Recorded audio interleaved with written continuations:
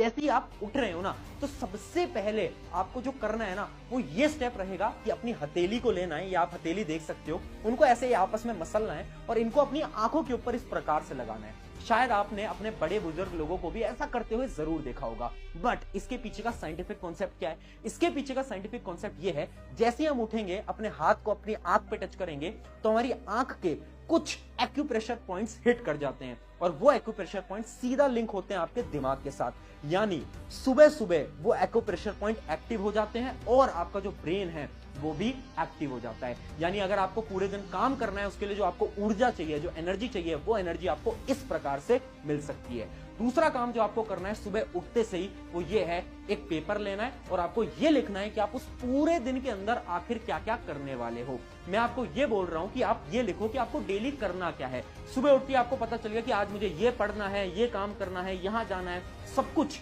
एकदम आप लिख दो एक पेपर के ऊपर। मात्र 10 मिनट लगेंगे, बट ये जो 10 मिनट है ये आपके लिए बहुत ज्यादा जरूरी होने वाले हैं। और तीसरी और सबसे इंपॉर्टेंट बात जो आपको करनी है सुबह उठते से ही, वो ये है ना कि जैसे ही आप अपने बेड से उठ रहे हो ना, तो खुद से कुछ पॉजिटिव थॉट्स बोलो। यानी आपको कुछ खुद से पॉजिटिव बोलना है, यानी कुछ अच्छा बोलना है। आपको ये बोलना है जैसे कि मेरा जो आज का दिन है ना, वो सबसे बेहतरीन जाने वाला है। आज के दिन में आप अपने सारे गोल्स को अचीव करने वाले हो। आपको खुद से बोलना है। अब आपके मन में सवाल उठ रहा होगा, आखिर ऐसे बोलने से होगा क्या? दिन तो जैसा जाना होगा वैसा ही जाएगा। बट यहां पर आप एकदम गलत हो, क्योंकि साइंस का ही एक लॉ होता है, जिस लॉ को हम बोलते हैं द लॉ ऑफ अट्रैक्शन। यानी जिस भी चीज के बारे में आप बोलोगे, बात करोगे, वो चीज आपकी तरफ अट्रैक्ट होगी। और ये भी साइंटिफिकली प्रूवन है। अब हम जब जैसे ही सुबह उठ रहे हैं तो हम क्या बोल रहे हैं कि हमारा दिन बहुत अच्छा जाएगा, हमें सारी खुशियां मिलेंगी, सब कुछ अच्छा होगा, पढ़ाई अच्छे से होगी। तो ऑटोमेटिकली जब ये सारी चीजें हम सुबह उठ के खुद से बोल रहे हैं, तो सारी चीजें आपको मिलने वाली हैं। एक बार ट्राई करके देखना, अगले 30 दिन तक ये मॉर्निंग रूटीन आपको फॉलो करना है। सिर्फ 3 चीजें हैं, किस समय पर उठ रहे हो फर्क नहीं पड़ता, बट ये 3 चीजें आपको फॉलो करनी पड़ेगी।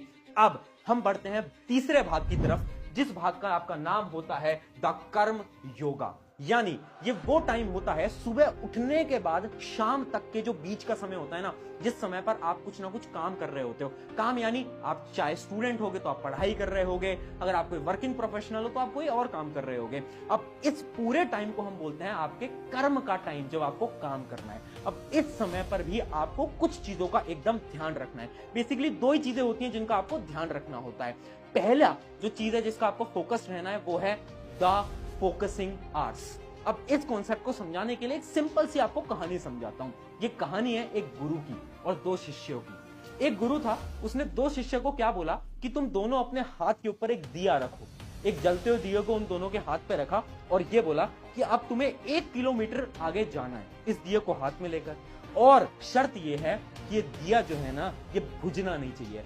जो भी तुम में से पहले उस क्रॉसिंग लाइन को पास कर लेगा वो जीत जाएगा। अब जो पहला शिष्य था उसने क्या करा, उसने जल्दबाजी में आकर दिए को हाथ में लिया और वो थोड़ा तेज तेज चलने लगा, भागने लगा, क्योंकि उसके मन में यह था कि मुझे जल्दी पहुंचना है। जबकि जो दूसरा शिष्य था वो थोड़ा स्मार्ट था, उसने क्या करा, दिए को एकदम हाथ पे रखा और धीरे धीरे धीरे धीरे चलने लगा।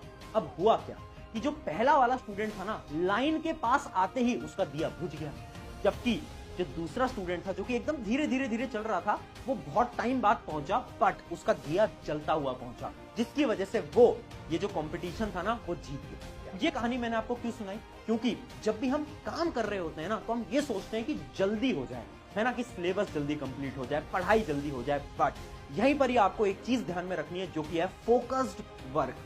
कितना पढ़ते हो फर्क नहीं पड़ता, कैसा पढ़ते हो उससे फर्क पड़ता है। बार बार बोल रहा हूं, अगर तुम एक स्टूडेंट हो ना, तो इस चीज पे फोकस करो कि तुम कम पढ़ रहे हो, बट ऐसा पढ़ रहे हो जो कि आपकी मेमोरी के अंदर स्टोर होता जा रहा है, ताकि जब तुम एग्जाम में जाओ तो तुम किसी भी चीज को भूलो ना। और यही होता है हमारा कर्म योगा का पहला पार्ट, जो कि है फोकस्ड